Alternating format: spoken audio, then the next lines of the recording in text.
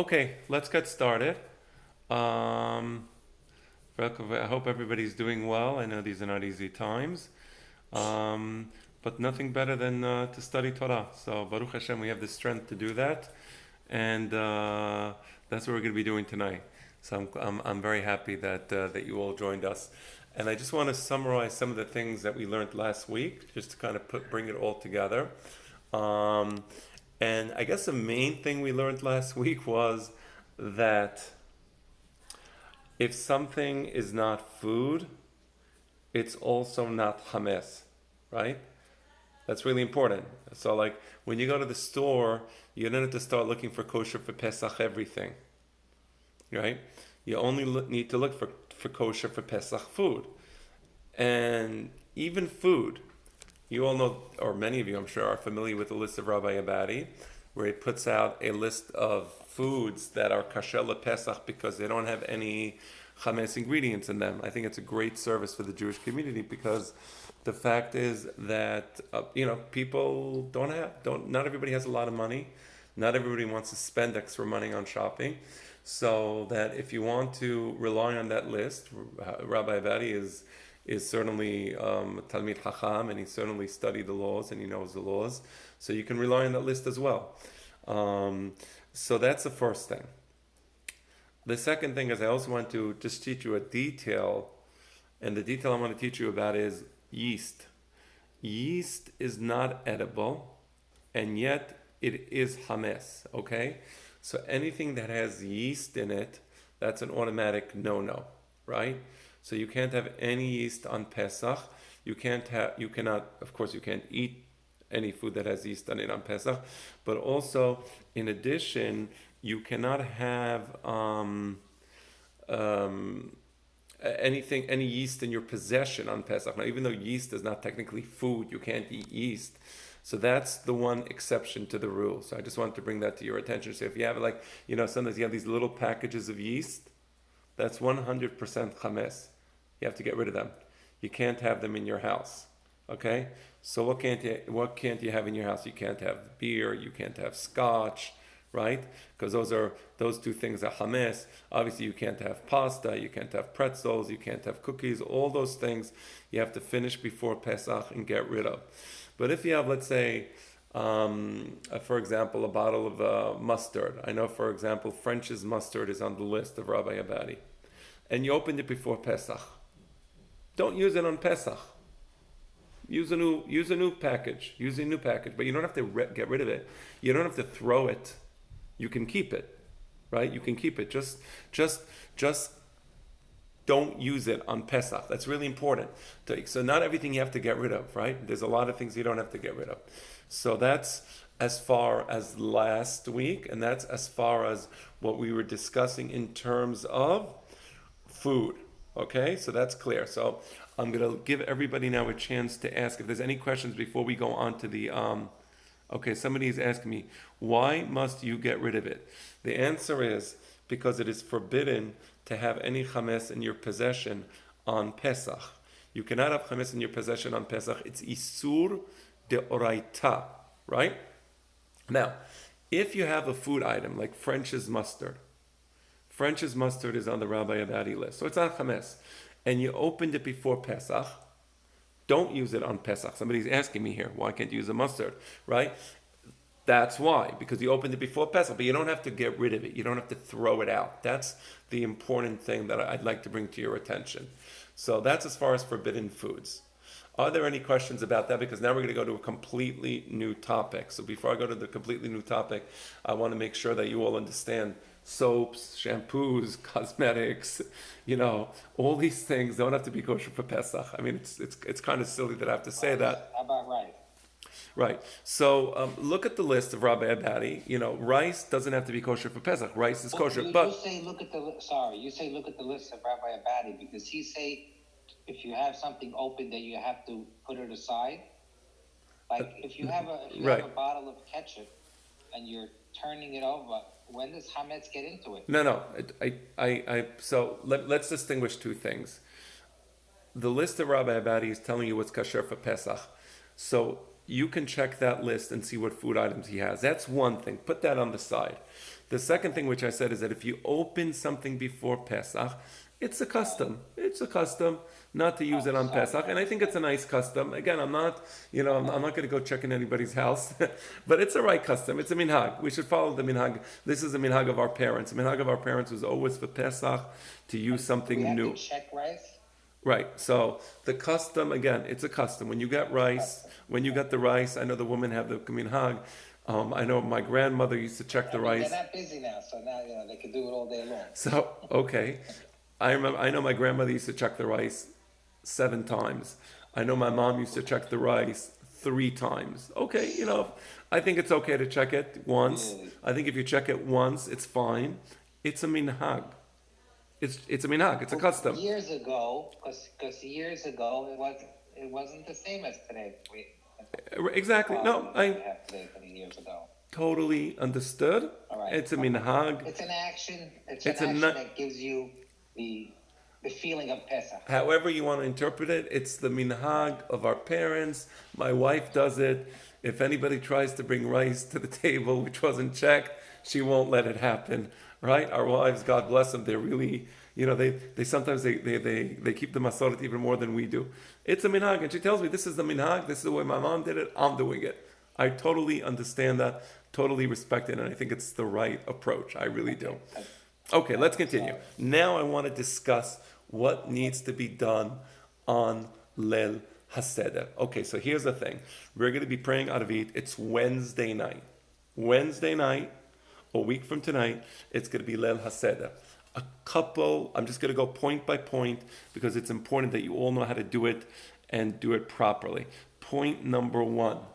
We come home Friday night from Knis. What do? We sit down, we do Kiddush, and that's it. Do we have to wait till sunset? No, we don't. Leil HaSeder is not like that.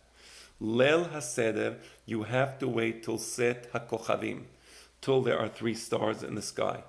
If I am not mistaken, this coming Wednesday, sunset will be 7:29. A week from today. When I say this coming Wednesday, I mean the coming next week. Sunset will be 7:29. Therefore, you can't start the actual Kiddush until 7:49. So get everybody around the table. Everybody's saying hello. Well, unfortunately, this year is a little different. Okay. But the bottom line is that you start Kiddush, Ele, Moadeh, Amonai Mikrae Kodesh, that you start 7:49. That's when you start Kiddush. That's the first law that you need to know. Not earlier. It's not like Friday night when you can start early. No. Pesach is different. Law number 2. And this is a really important law. A lot of people... Like that for both nights? Yes, sir.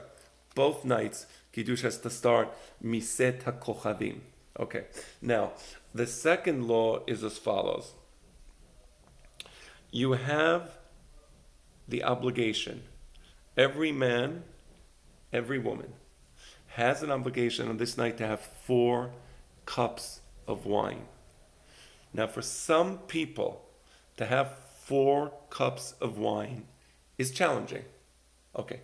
So what I want to teach you is what the minimum obligation is. Okay? The minimum obligation is each cup has to have what's called a revi'it. Revi'it yain is actually a volume measurement of wine. It comes out to about 3 ounces of 3 liquid ounces of wine. So if you have a cup, and you have a big Kiddush cup, right? You're going to have to fill it up with wine. Now, if you're going to have to drink, every time you have a cup of wine, you have to drink a majority of the cup. Now, some people, if you have a big cup and you fill it up with wine, and now you're going to drink a majority of the cup, you ain't going to make it. You ain't going to make it to the Masa and the Maror. Some people would knock them out. I love wine. I love good wine, and I don't have a problem having good wine. I actually have a big cup. I enjoy it. I get good wine for Leil HaSeder. But let's say your wife says, I cannot have that much wine. Leave me alone. You're bothering me. Stop bothering me. Don't tell me about this. Get small cups. Get small cups that hold 3 ounces or a little more than 3 ounces, which is really not a lot. And then all they have to do is drink a majority of the wine in the small cup. So in my house, I have small wine goblets, which hold about, actually, they hold about 4 ounces, but it's great because it's not a lot of wine. You fill it up, and they say the Kiddush, they drink a majority of the wine. Okay? Any questions on that? I'm going to teach you. I know that I'm going to be jumping from law to law to law to law because I really want to get you ready. Any questions on what I just said so far? Okay, so continuing. So you have the 4 cups of wine. We said both men and women have an obligation to have the wine. Here's another very important law. When you have the wine on the night of Pesach, you must do it beheseva. You must do it while you are reclining to the left side. And if you drink the wine and you didn't do heseva, you did not fulfill the obligation, right? So that's an important law. We're drinking the wine, fulfill the obligation, do it properly. Otherwise, it's like you didn't drink the wine. Now, why is it so important to do beheseva? And here's give you like a flavor of what the night is about. On this night, on the night of Pesach, we are supposed to imagine as if although we just now were told by Moses that we are free. We have gained our freedom. That's the night of Pesach. Now, if indeed we have gained our freedom, back then, when free men drank wine, they were like, they would do it on a diwan. That's where they used to drink. They used to have like a sofa where they would be reclined over. They would have somebody bringing the wine to them like on a tray, and they would pick up the goblet from the tray and they would do it reclining over. Because back then, that's the way they used to drink the wine. For that reason, today, when we drink the wine on the night of Pesach, we do it as they did it back then because we're imagining as if although we just now have left Egypt, right? And if we just left Egypt, well, that's where they used to drink wine back then.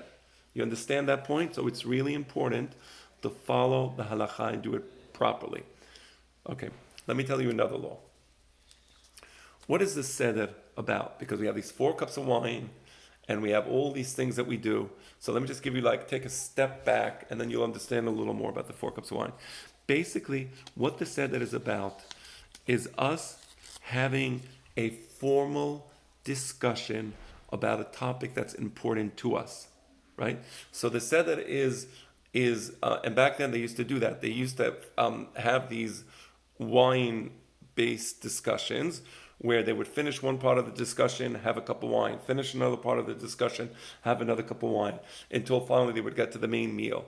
So again, we're doing things not like we do it today, but like we used to do it back then, right? Another thing, my father always used to say, he used to start at the Seder, and he used to start at the Seder by saying the following: tonight, we are all Shakespearean actors. Shakespeare. We are all Shakespearean actors. We are all supposed to imagine that we have now just left Egypt. And that's why we have all these special rules, okay? So let me see what else I wanted to say about drinking wine. Okay, so we said you have to have cups, have to hold at least 3 ounces. You have to drink a majority of the cup each time. And when you drink, you do it beheseva. Let's go now to the next law. The next law is the eating of the matzah on the night of Pesach. This is something I want to explain to you, especially this year, when there are many people who are sick, and many people may have some difficulty eating the matzah. So everybody wants to know, what's the minimum amount of matzah that I must eat? Okay? Because, some people tell you you have to have huge quantities of matzah. Not everybody can have huge quantities of matzah. So I'm teaching you what the minimum. Again, so with the wine, I taught you the minimum. It's really simple. By the way, if you do the math, 3 ounces, right? Figure you drink a majority of the cup each time. You drink 2 ounces. 2 ounces times 4 is 8 ounces of wine. It's like nothing. It's easy. It's easy to fulfill that.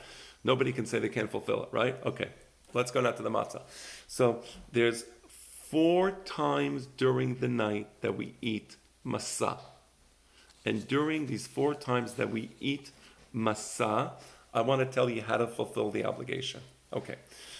Technically speaking, the main eating of the matzah is when you do netilat yadayim, you do asher kedesham netilat yadayim, you do the netilah, you sit down and you say Hamosi lechem min haaretz, and then after you finish Hamosi lechem min haaretz, you say Al achilat matzah, and then you begin to have the first kazait of matzah. Okay, what's a kazait? I'll make your life simple. You know the square matzahs? The square matzahs? 1/3 of that. 1/3 of that is a kazait. So you take it, you have 1 square matzah, take 1/3, that's all you have to eat to fulfill the kazait. I'm telling you what the kazait is. Now here's the thing. When we say Hamosi lechem min haaretz, and when we say Alechilat Matzah, the custom is to have 2 kazaits at that point. So that would be 2/3 of a matzah. That's the custom. But let's say a person is sick. Let's say a person can only have a small amount of matzah. That's the point in time where you say, you know what? I'm sick. I can't eat a lot of matzah. I'm just going to have 1 kazait of matzah. That 1 kazait of matzah is the actual obligation from the Torah. That's what the Torah requires, meaning before we add on the different customs and before we add on the things that are banan from the Chachamim, the Torah expects you to have only 1 kazait. You understand that point? So if you had the 1 kazait, you fulfill the obligation. If bar minan somebody's sick and they can't have any more, that's what you do. Right there. Okay? On the other hand, if you're not sick, during that first eating of the matzah, again you said Hamosi lechem min haaretz, you said Alechilat matzah, you have 2 kazaits, that's 2/3 of one of those square matzahs, that's fine. You can do that also. If you can do that, and most people can do that. I am so hungry. By the time we get to the point where we have to eat matzah, I am so hungry. I have no problem eating 2/3 of the matzah. Another question. When you eat the matzah, you absolutely must do it beheseva. One moment. You absolutely must do it beheseva. Again, you say Hamosi lechem min haaretz. You say Alechilat matzah. You lean over and you eat your kazait matzah while you're leaning over. Again, the Chachamim say if you don't lean over, you didn't fulfill the obligation because, again, we're not in the year 2020.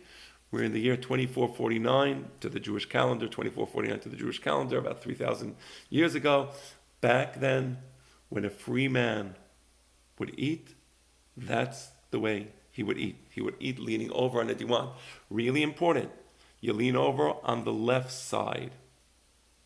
Under no circumstance should anybody lean over on the right side, because if you lean over on the right side, bar minan, you can get the food down. The Gemara says that if you lean over on the right side, you can get the food, instead of going down the esophagus, where it should go, you can get it going down the windpipe, where of course, bar minan, the person can choke. So you only lean over on the left side. It is haram to lean over on the right side. Okay, a few more laws about matzah. Does it need to be matzah shemura? Matzah shmura? The answer is yes, of course. When you eat the kazait matzah, or when you eat the 2 kazaitot, we said 2/3 of a matzah, that matzah must be matzah shemura. Later on also, you could eat the afikoman. I didn't get to the afikoman yet. I'll get to that later. That has to be matzah shemura. But here's an important point. I remember once going to the store when I lived in Israel, and it was handmade matzah. And the handmade matzah, I mean, I don't remember what the price of gold was back then, but I'm pretty sure that ounce per ounce, the price of masa was pretty close to the price of gold. Okay? And I just couldn't afford to have handmade masa. Okay? In order to have done that, I would have had to liquidate my entire pension fund, and I couldn't do it for whatever reason. So what do? Handmade matzah is really expensive. The answer is, you don't have to get handmade matzah shmura. You can get machine-made matzah shmura. I will tell you even more than this, and that is as follows.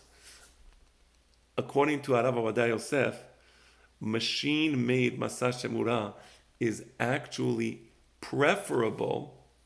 It's actually preferable to the handmade matzah shmura. Because he said, I know a lot of the people said, no, you have to have handmade matzah shmura, because if it's handmade, it's a higher level. He said, no. Machine-made matzah shmura is less likely to have problems with it, right? Because the machines are so fast, they need the dough so quickly, and they just shoot it right into the oven, whereas the handmade is a little slower. So why am I saying this to you? Because I know a lot of people are going to tell you, no, you have to have handmade matzah shmura. A lot of people are going to say that. I understand them. I respect their opinion. And there's Hachamim who say that as well. But I want to tell you what Harav Avodah Yosef says, and what I say as well, and what other Hachamim say as well. Machine-made matzah shmura is just fine. Okay? So when you have the matzah on the night of Pesach for achilat matzah, that was 2 kazat, 1/3, and then the other 1/3, because we said that the first time you could have 2/3 of a matzah. That's matzah shmura. Later on, when you have the afikoman, before the end of the meal, that's matzah shmura. Also for the korech, you want to have matzah shmura then? Have matzah shmura then? You don't need to. It's not halacha, but I'll read to you the Shulchan Aruch later. Okay? Other than that, you don't have to have matzah shmura. The rest of Pesach, you want to have matzah shmura, God bless you. You don't want to have matzah shmura, God bless you. You have to eat matzah. That's all. It doesn't have to be matzah shemura. God bless you. Okay, so you understand the law. All right. Are there any questions on this? Any questions until now? I'm taking questions. Do not be embarrassed. Ellie. 3 pieces of matzah. Yes. Need to eat all 3, or can one of them be used for the second night if you only eat 2 of the 3? I'm sorry. Repeat the question.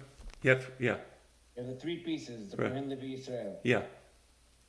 You only need to eat 2 out of the 3. So can the third piece be used the second Yes. night if you're not going to matzah? Absolutely. Joey, I see you raising your hand, but you have to unmute yourself. Okay, so you mentioned you don't have to do handmade matzah, but let's say we do. We have to eat the entire thing as a kazayit? No, figure whatever 1/3 of a square matzah is, that 1/3, it superimpose it upon the handmade matzah, and that will tell you the amount that you have to eat. Yes? Okay. But Rabbi, isn't the shmura matzah much thinner than the machine made? I suppose it depends who made it. It's possible. I'm giving you an estimate. The 1/3 of the machine-made matzah is a great estimate. So just imagine it in your mind, superimpose it upon the handmade matzah, cut a piece that size, and eat it. Right? So again, you're going to say Hamusila Hamina Ares. You're going to say Alechilat Matzah. At that point, you have to have a minimum of 1 kazayit, which is 1/3. The proper custom, and the Shulchan Aruch actually brings this, is to have a second kazayit.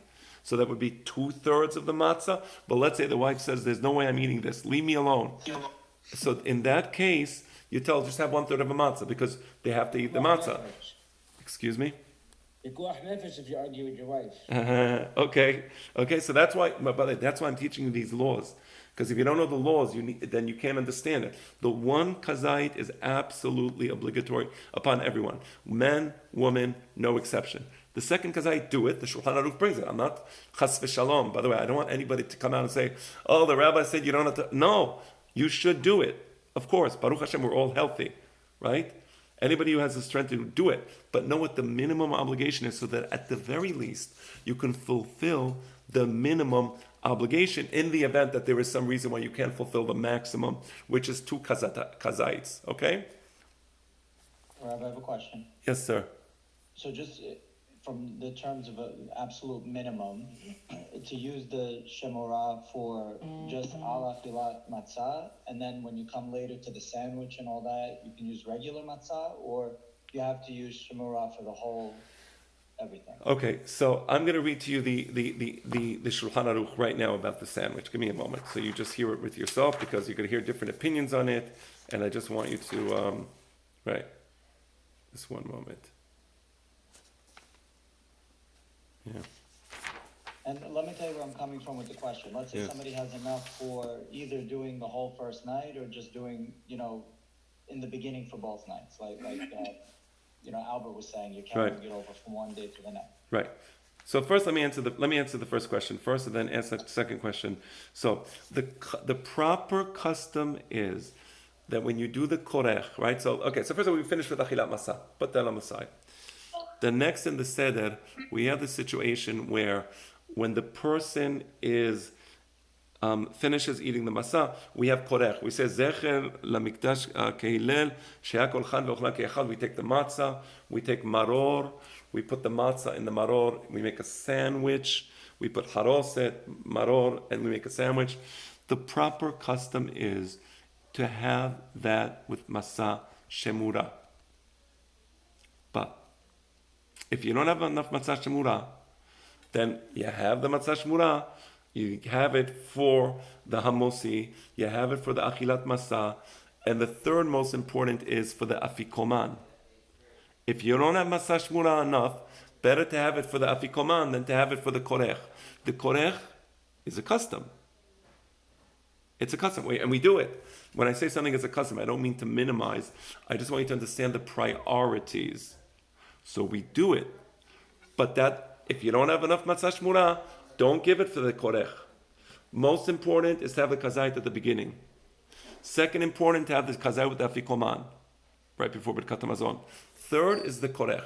So if you can have the kazait that you have, the matzah that you have with the korech, matzah shmura, wonderful. That's correct. You should do it. But if you don't have enough, sometimes you have like 10 people El HaSeder, you don't have enough matzah shmura for everything. For the korech, don't do matzah shmura. Do regular matzah. Understood? That makes sense, thank you. So what's the higher priority, korech on the first night or achilat matzah on the second night? That's a great question. Achilat matzah on the second night and or afikoman on the second night is far more important than korech. Okay, great question. Baruch atah Adonai, Eloheinu melech haolam, shakol yan baro. Amen. Why do you have to live in Israel? There's only one night. Right, so then the second night is a party. Yeah, I was asking for here. Right. Second night is a party. You do whatever you want. Okay. All right. Another thing. So you have matzah shemura. So we know about matzah shemura. We know about now another thing. You may hear from some people that when you eat the masash, when you eat the kazait masah, you're leaning over. The Gemara says that you have to eat it within the time of achilat pares, meaning this is important. You can't, for example, have the kazait masah and drag it over the course of an hour. That's not considered eating. Okay? So the kazait masah, you have to eat it. You don't have to rush. You can eat it slowly. You can even eat it slowly, but you can't stop in the middle. Meaning you eat it, you don't talk in the middle. You finish that 1/3 of matzah. You finish the second third of matzah. You can eat it slowly. You don't have to rush, but you're not allowed to stop. So let's say I eat like some of the matzah, and then I start a conversation, go into the kitchen, back here, back there, eat a little more, eat a little more. It took me an hour to eat it. That's lo yasai dehova, because it's not achilat pares. Achilat pares is the amount of time that it would take to eat a loaf of bread, a big loaf of bread, about 7 minutes, more or less. Very easy to eat the matzah. You can eat the matzah very, very slowly, and it won't take you 7 minutes to eat it, right? The one kazait, 7 minutes. So if you're having two kazetot, if you're having the two kazaites at the beginning, 14 minutes. Very easy. It's not even, that's a simple one. So I just wanted to explain to you that, look, because some people, they literally, they have a stopwatch, and it's like, on your mark, get set, go. Okay, start eating. They have, first of all, they have a huge amount of kazait. They said that the kazait, which actually is an olive, is not really an olive, it's an ostrich egg. Okay, and every kazait is like huge, because back then the kazites were like huge, the olives. And then they say you have to eat it within like a minute and a half, and they literally have like stopwatches. Now, we respect everybody, and they can continue doing that, but that's not our way. Okay, we have our way, and we have the halakha. We have the halakha on our side. We know what the halakha is. We know what the Gemara says.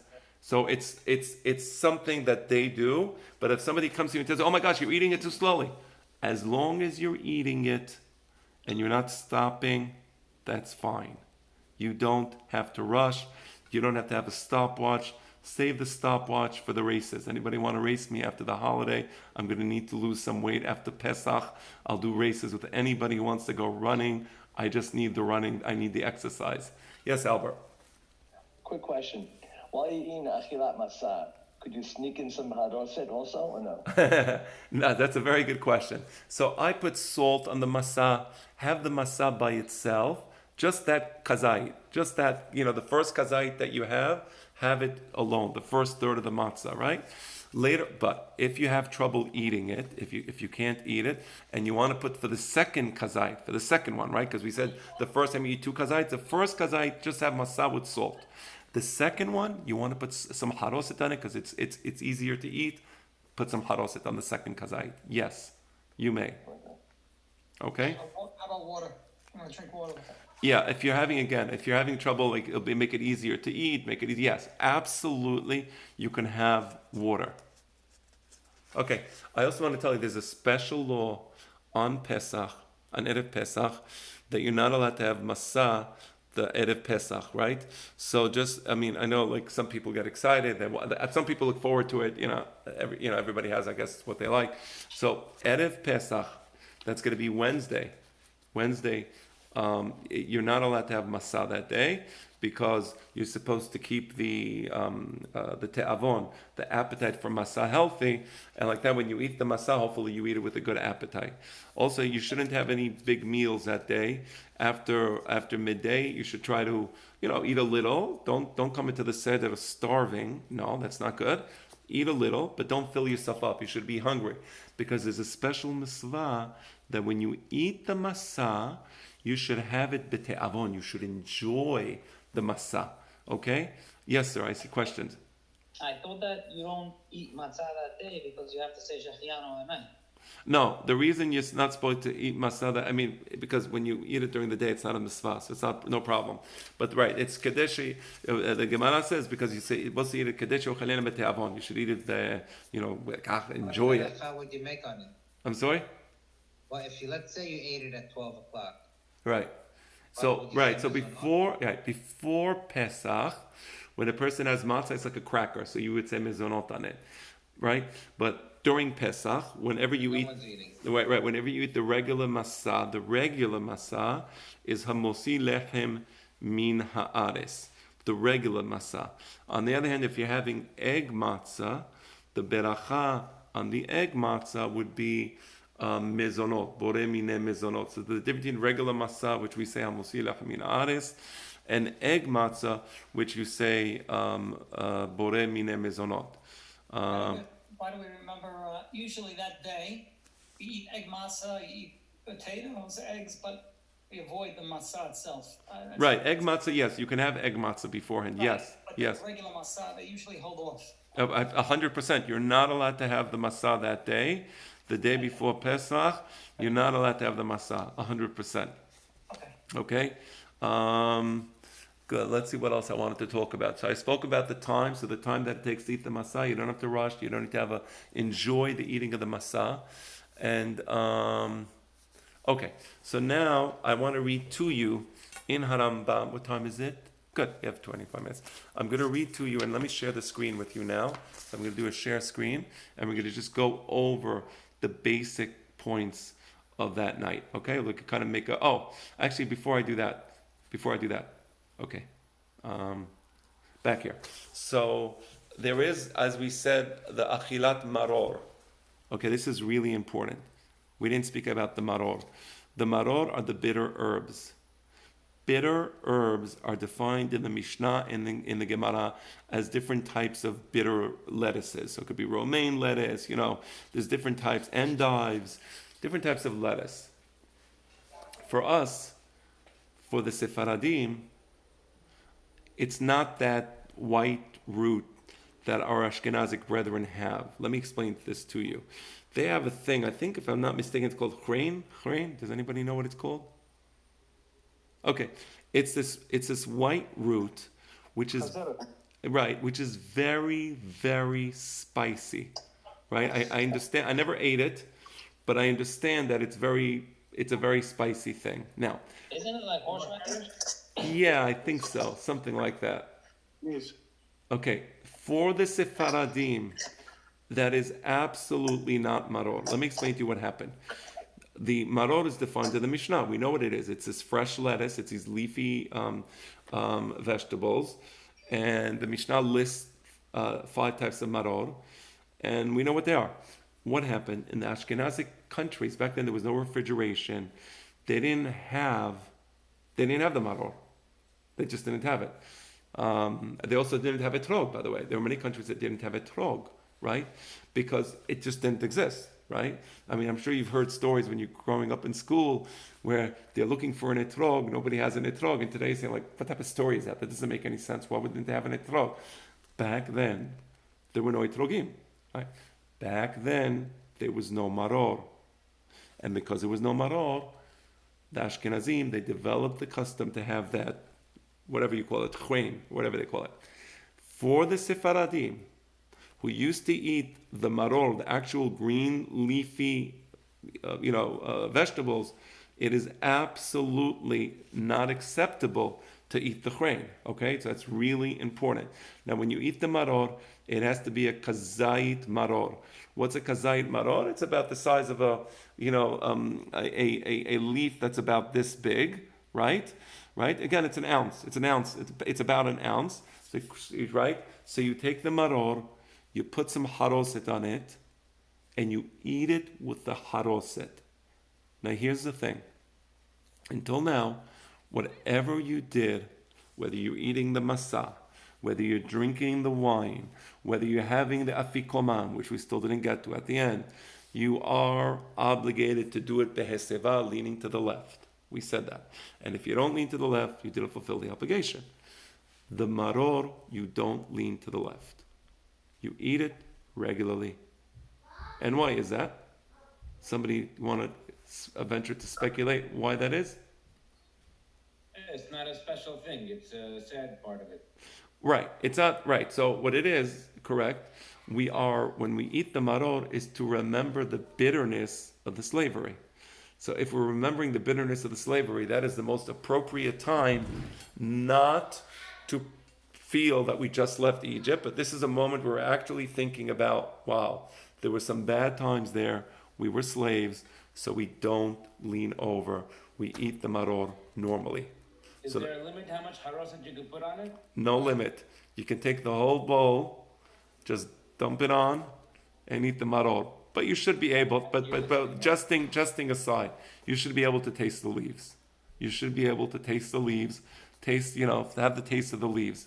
It shouldn't completely mask over the taste to the point where you feel like you're having just haroset and not having any leaves there. Any other questions? Yeah, Rabbi, what type of leaves? I know the romaine. What are the other ones that we could use? I don't remember what they're called. My wife usually gets in. There's romaine lettuce. There's endives. I forget. I'll check later. Shoot me a WhatsApp and I'll tell you what my wife gets. She goes to the store, she gets whatever they have, and she's pretty good at this, right? Does it matter which you use for maror, which you use for hazeret? Right. No, I mean we usually use for the maror, we use endives because it's a little more spicy, and then for hazeret we use the romaine lettuce. And the hazeret is what you put in the korech. Correct. But if you don't have it, you can also use the maror for the korech. It's the same thing. It's not me'akev. Okay, let me get now to the korech. So I said about the korech, I spoke about the sandwich. Okay, let's go now to the afikoman. The There's a afikoman. question, Rabbi, over there on the chat. I think somebody had on the, Ah, see it? Thanks. does haroset need vinegar? If that's the way your wife makes haroset, then yes, it needs vinegar. There's no halacha, meaning there is no specific law how to make the haroset. The haroset is usually made from raisins and I believe dates.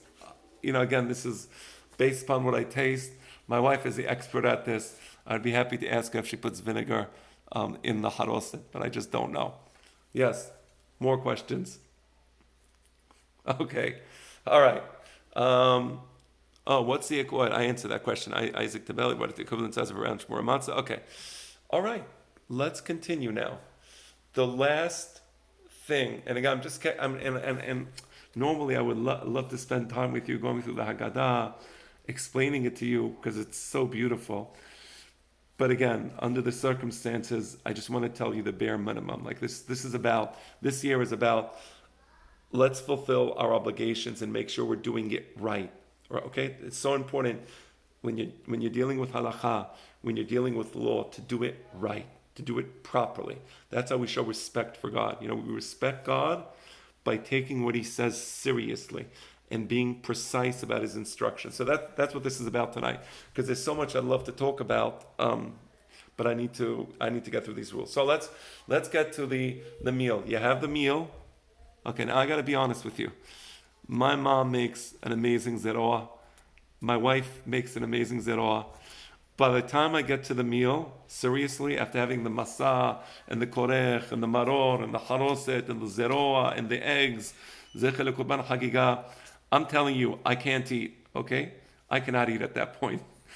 So, but I know that many people have a meal, and yeah, we do have a meal. We have a meal, and she, cooks like a banquet, and I can't eat anything. Okay.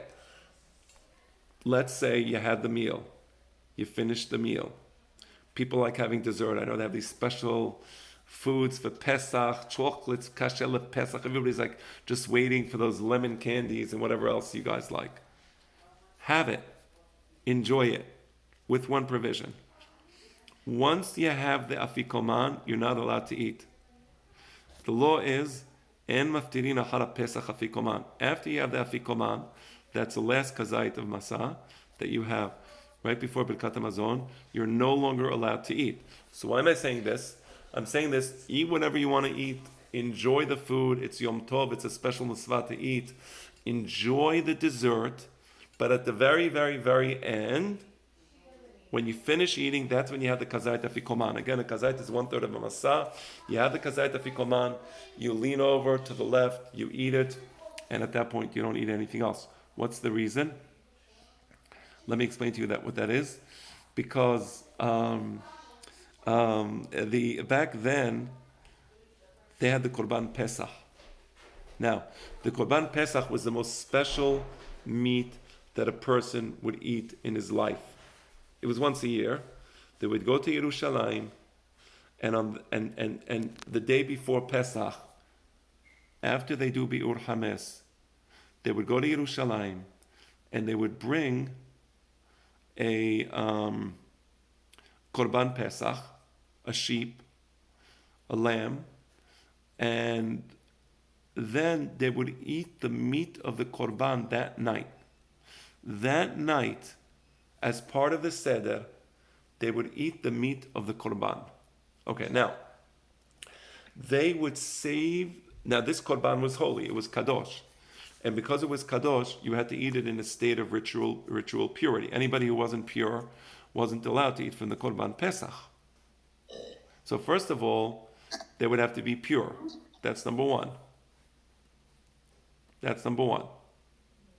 Number two, not only they would have to be pure, they would also, the Korban Pesach was holy, and you were only allowed to eat it within the walls of Yerushalayim, right? So this was a special night in Jerusalem. All of Am Yisrael was in Yerushalayim, and they would eat the Korban Pesach. But here's the thing. Because the meat was so special, they would make that the dessert. That was the dessert. So after they would finish eating, they would bring out the Korban Pesach, and everybody would have the Korban Pesach, and that would be the last thing they taste that night. As if although we're telling Hashem, this is the most special thing that we're eating, and we want to go to sleep with the taste of the Korban Pesach in our mouth, right? Because we go to sleep, you want to have the taste of the candy, you want to have the taste of the chocolate, whatever you like. So we would say no. En maftirin achar Pesach afikoman. After we would eat the Korban Pesach, there would be no more dessert. That was considered the dessert. That was the last thing we ate. Okay, today we don't have Korban Pesach. So the last afikoman, that matzah that we have a kazait masa. That kazait masa is in memory of the kazait of meat that we would have the Korban Pesach. And the same way, after we would eat the Korban Pesach, we would not have anything else.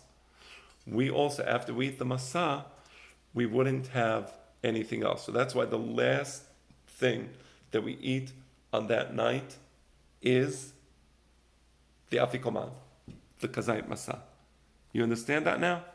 Zecher, that's what it is. Zecher. It's a zecher. Exactly. And maftirin achar Pesach afikoman. Exactly. Zecher. Memory, of course. Inshallah, when the Beit HaMikdash is rebuilt, then of course, we wouldn't have the afikoman the way we have it today. We would have the actual Korban Pesach. We would have the actual meat, the actual meat. And we wouldn't be in Manhattan Beach. Once the Beit HaMikdash is rebuilt and we have the Korban Pesach, we would all go to Yerushalayim and spend the night in Jerusalem, spend that night in Jerusalem, right? So that's when the Mashiach comes. We're not, apparently this year, I'm a little skeptical that would happen. If it happens, I'll be happy. But when the Mashiach comes, that's the way it's going to be. You understand? Okay. Okay, water.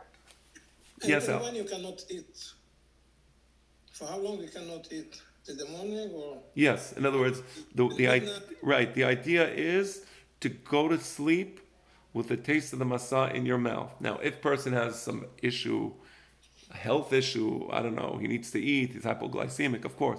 This is not ta'anit. It's not a ta'anit, right?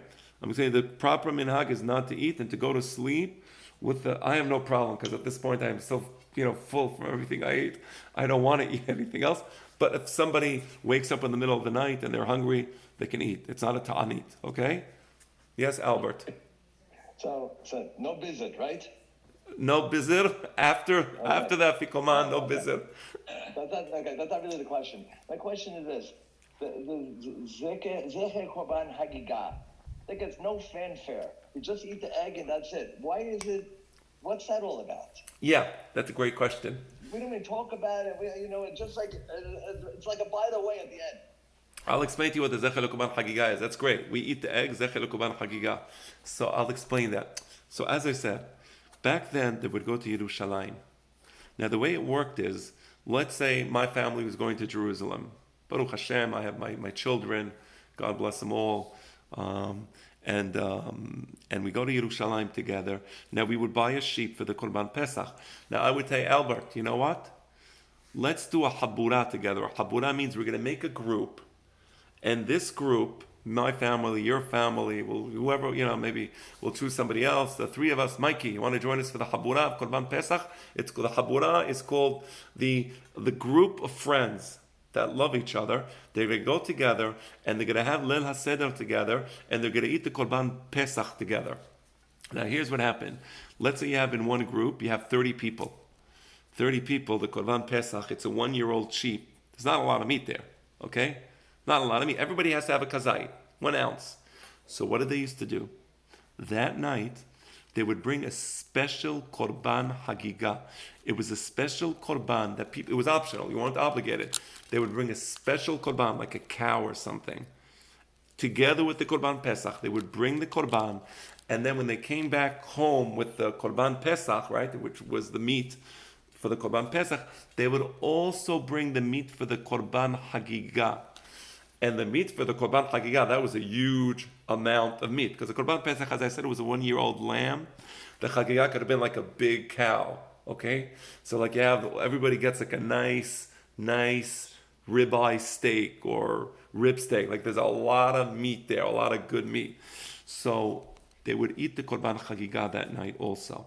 Now, of course, we don't have Korban Chagiga, and there was a tremendous festivity. It was also, the meat was kadosh, it was holy meat, you had to be pure, you could only eat it in Yerushalayim, all the laws of the Korbanot.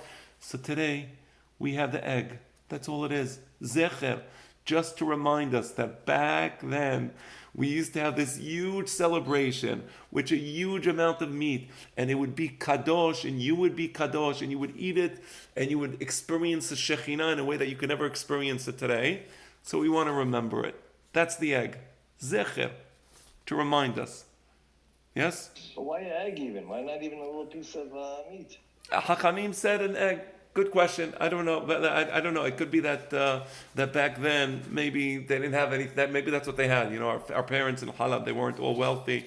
Back in the days of the Gemara, there wasn't a lot of food. They said an egg. By the way, in my family, I don't know what you do.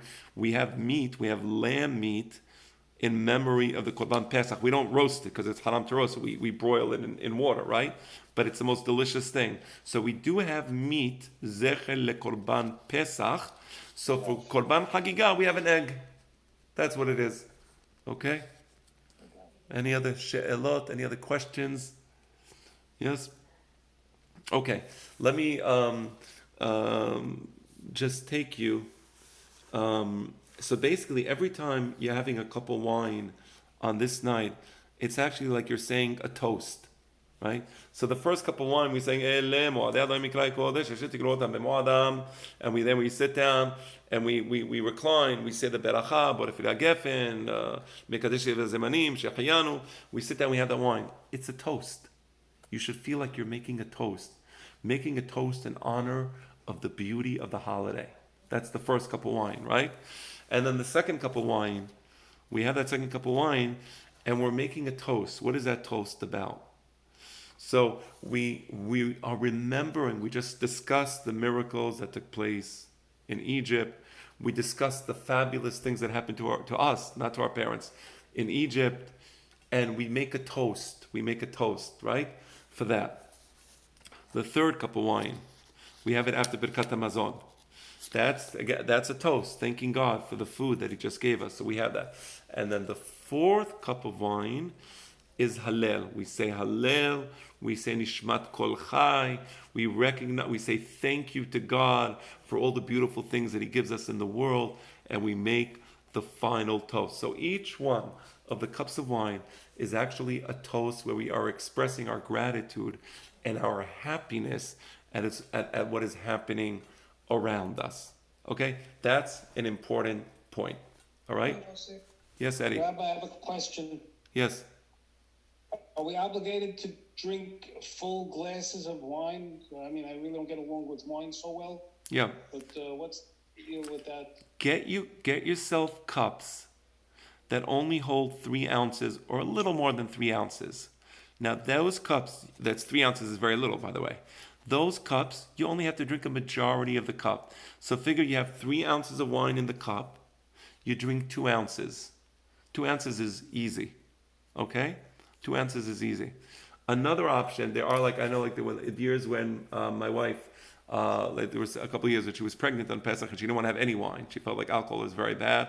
So another option, and I've done this myself, is you buy some grapes. You buy grapes. You crush the grapes with a glass bottle, and the juice that comes out, that's wine. You can do kiddush on that. So if that is somebody that can't have any wine for whatever reason, I don't know, doesn't want to have alcohol, very sensitive to alcohol, buy the grapes, crush the grapes, let the juice from the grapes, that's yain. You don't got the highest kashrut of wine is a wine that you just made at home. And that's what I used to do for my wife, and it's delicious. It always came out delicious. Never went into the wine business, but that's what I did when she, during the years when we wanted to have that. So that's also an option. You're muted, Eddie. I can't hear you. You wanted to say something, Eddie? Because you're muted. Okay. Any other questions before I think we're close. I'm sorry, Rabbi. My wife wanted me to ask you this.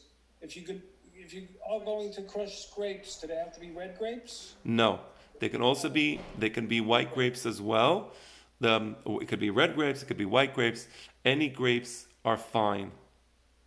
Okay, so if that makes it easier for you, get the grapes and make the wine from the grapes. That's a really good solution. Okay.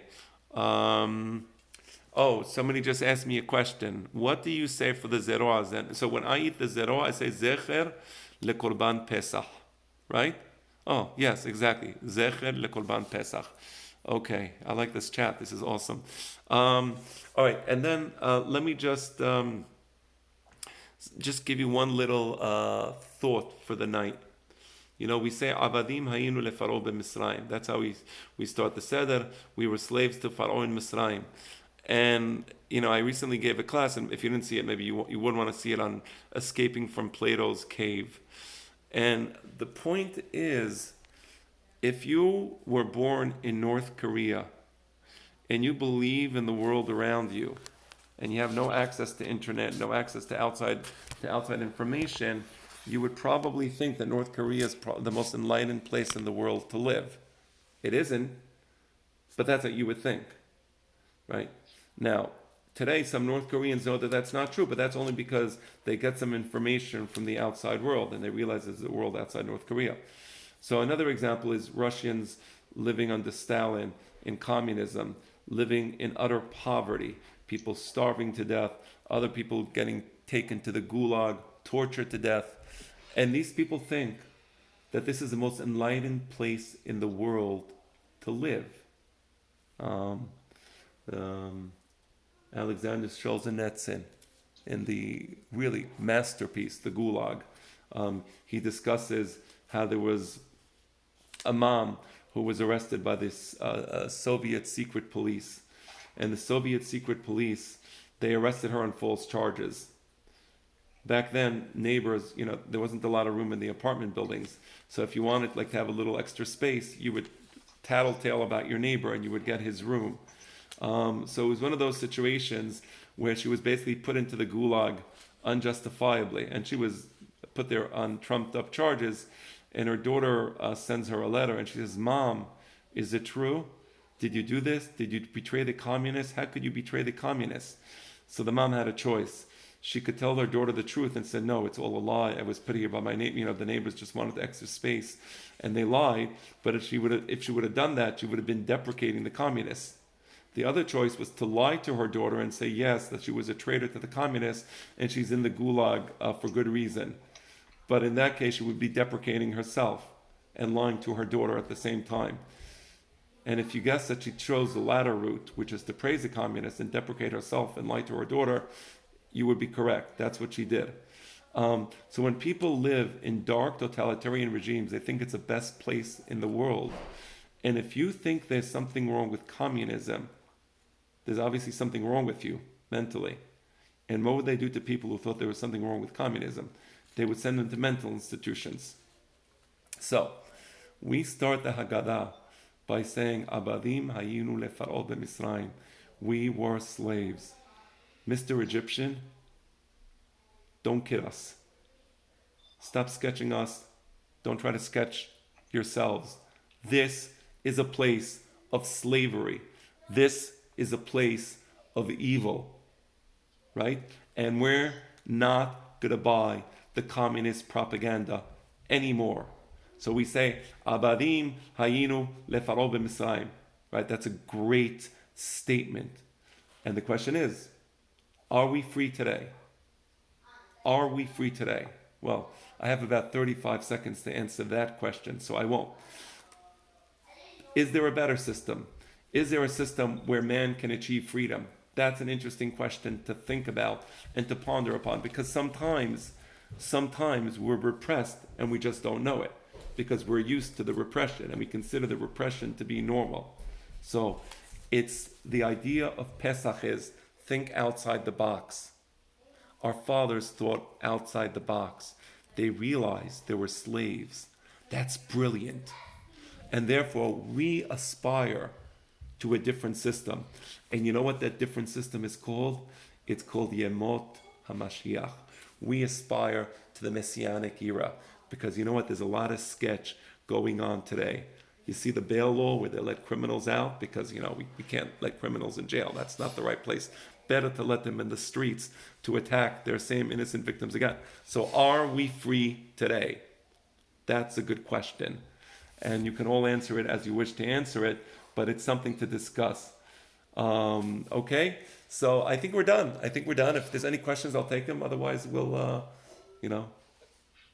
Go back to a hametz related question. If something is listed as gluten free, can that be trusted as not having hametz? I mean, it might be. I think that's a good assumption. If it doesn't have yeast, it doesn't have gluten. But I like relying on Rabbi Abadi's list. He did the research. I don't know what's happening. I myself do not know what's happening in these factories. So I would rather rely on somebody who actually did a thorough job of homework. Look at his list. If it's on the list, buy. If it's not on the list, don't buy, because I don't know.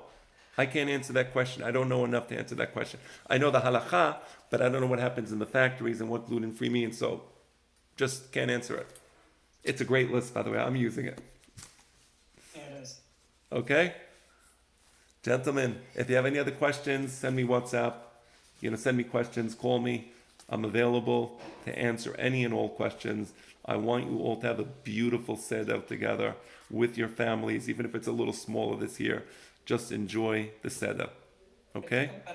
Anybody comes again? If they want to say it tonight? Oh, what? Birkat Lebanon. I think it's clear. Oh, yeah? Okay, so anybody want to say Birkat Levana? Tonight would be a good time to say it. It's clear. Okay. So and the time has arrived. Thank you, Mikey. All the best. Good night. Good night. Hiskuvim Su. Hiskuvim Su. Thank you, Rabbi.